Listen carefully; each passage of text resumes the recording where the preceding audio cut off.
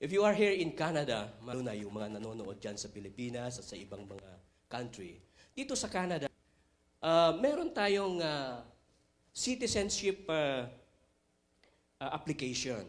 Those 55 years old and above, if you cannot take the written exam, you can take an oral exam. Right? So, meron daw isang Pilipino, right? Nag-apply siya sa citizenship, right? Para maging Canadian citizen. Eh, hindi naman siya marunong mag-English, ganun. Tapos, kumuha siya ng isang interpreter. Of course, yeah. Nag-apply siya doon sa immigration office, and then they set the venue, the time of the interview.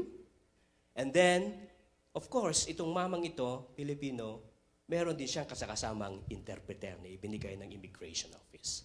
Yan. Immigration officer, question number 1. Sabi daw ng immigration officer, what is the capital of Canada? Interpreter, sabi niya, ano daw ang ginagawa mo pag ikaw ay nakikiliti? Sabi ng Pilipino, eh di tatawa. Very good. Ottawa. Question number 2. Sabi niya, what is thank you in France? Interpreter, ano daw ang pangalan ng nakakabata mong kapatid? Si Mercy. Very good. Merci beaucoup. Last question ng immigration officer, citizenship officer. Sabi niya, last question, who is the first Prime Minister of Canada? Interpreter, sabi niya, saan ka daw umo-order ng Big Mac at small coffee, double-double? Eh di sa McDonald's. Very good. You passed the examination. You are now a Canadian citizen. Sabi niya, mga kapatid, well, the first Prime Minister of Canada is McDonald's.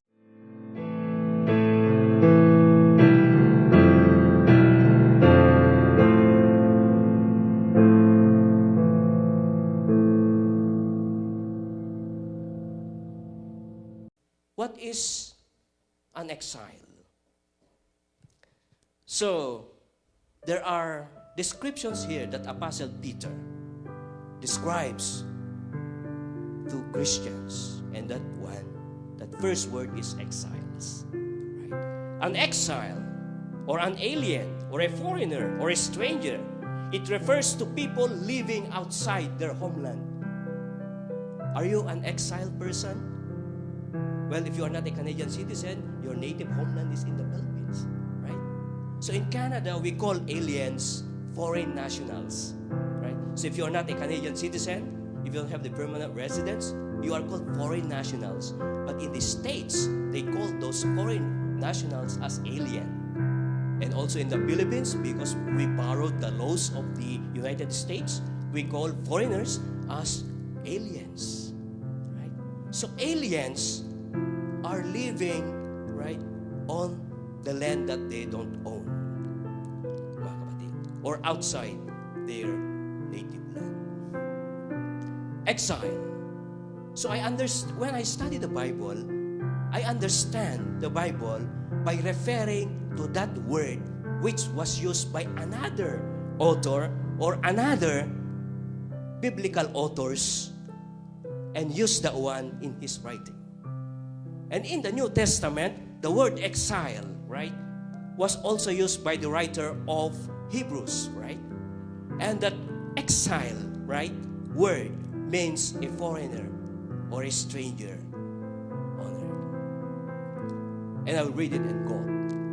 Hebrews 11, chapter 13, it says, all these people were still living by faith when they died. So he's referring to the whole of famers of faith, our superheroes in faith, mga kapatid. They did not receive the things promised. They only saw them and welcomed them from a distance, admitting that they were foreigners and strangers on earth. People who say such things show that they are looking for a country of their own. That they are looking for a country of their own. If they had been thinking of that country, they had left. And they would have had opportunity to return.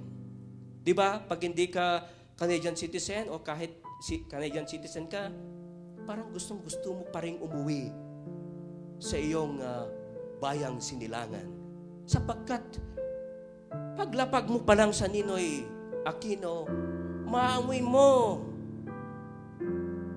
yung mas sariwang hangin ay parang, di ba? At home ka na, kapatid. Di ba? At bumabalik na ang iyong original na skin color after 5 years na inaalagaan mo sa Canada, mga kapatid.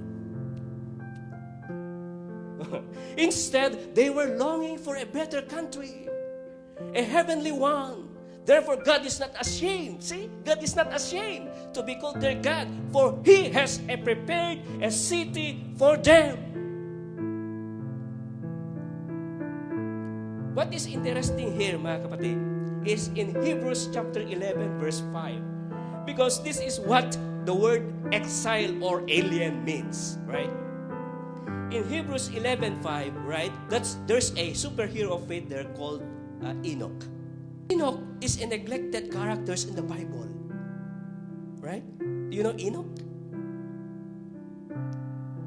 Sinong pumatay kay Enoch?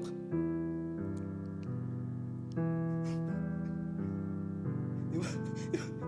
Hindi namatay si Enoch, di ba? He was taken away into heaven. And this one, nakita nyo mga kapatid, that si Enoch is a neglected character, and that's the prerequisite of this statement in verse 13, that we are aliens in this world, mga kapatid. So, after the Second World War, right, they discovered the Dead Sea Scrolls in Qumran caves. You know, they discovered a papyrus scrolls on the Qumran caves after Second World War. And at isa doon, mga kapatid, is the Book of Enoch. Right? And dahil hindi kasali yung Book of Enoch doon sa 66 books, mga kapatid, yung Book of Enoch, mga kapatid, it describes about the extraterrestrial beings, about aliens on the other planets. Zechariah Sitchin, in his book entitled Genesis Revisited, these are all the Anunnaki, the celestial giants. I don't know if you are interested with that one. The main point in here, mga kapatid, is that all Christians are aliens in this sense. Because our homeland is not in this planet Earth.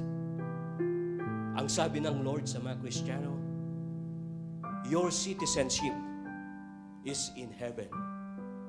In Philippians chapter 3, verse 3 to 20 and 21. Paano tayo naging citizen ng langit? Mga kapatid, paano tayo naging citizen ng langit? So ang tawag ng citizen sa Canada ay Canadians.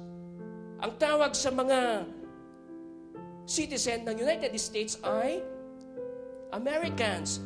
Ano ang tawag sa mga citizens ng heaven? Christians.